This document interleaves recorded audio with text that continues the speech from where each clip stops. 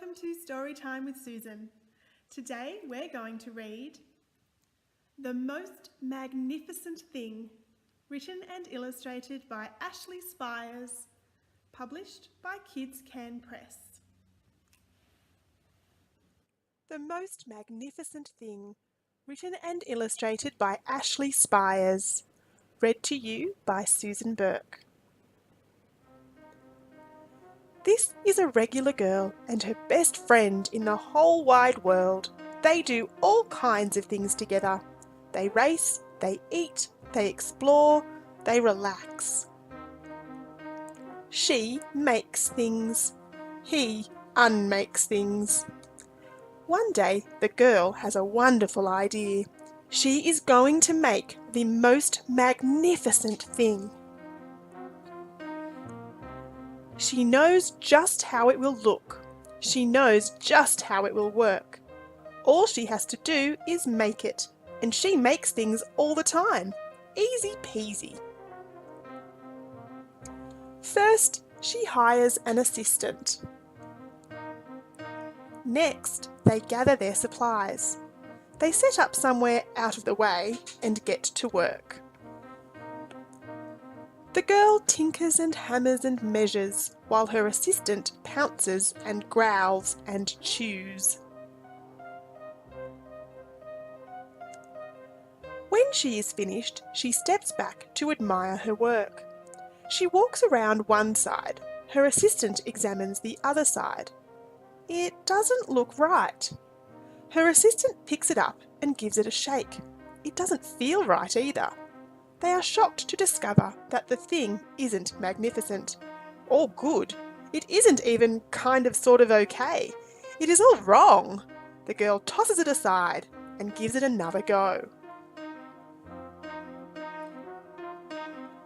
She smooths and wrenches and fiddles. Her assistant circles and tugs and wags. When she is finished, she stands up and takes a long look at it.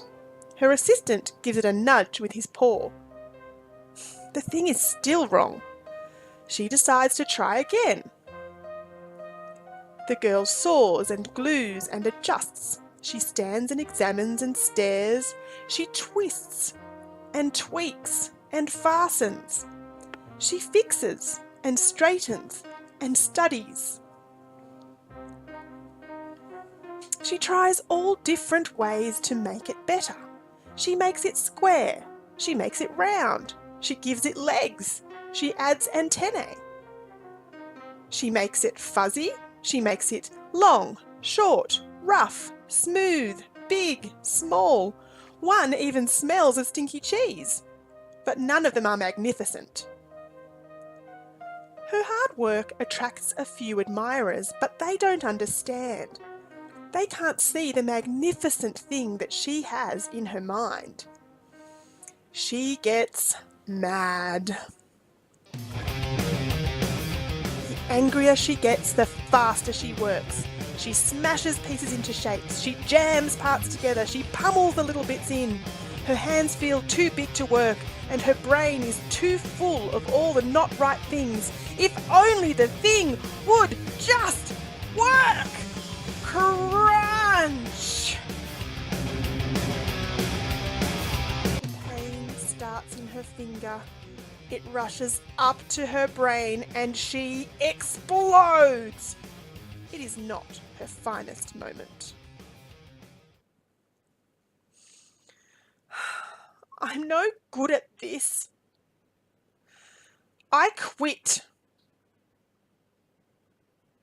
Her assistant suggests a walk. It's not much help at first.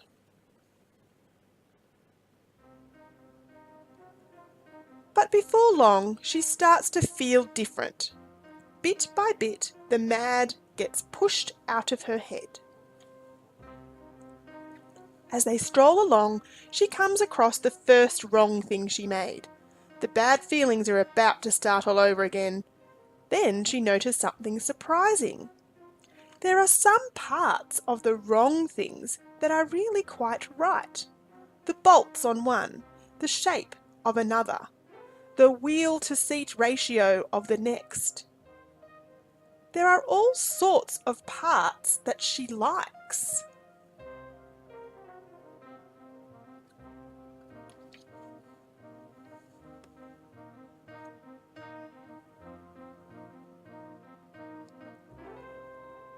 By the time she reaches the end of the trail, she finally knows how to make the thing magnificent. She gets to work. She works carefully and slowly, tinkering, hammering, twisting, fiddling, gluing, painting. Her assistant makes sure there are no distractions.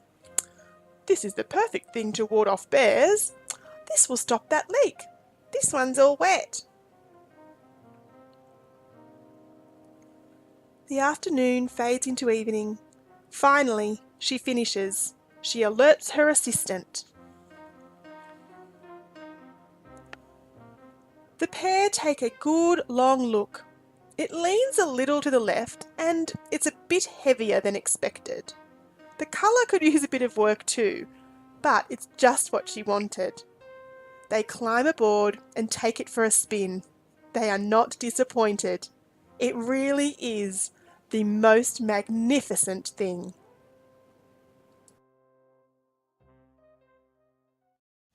And that's the end of the story.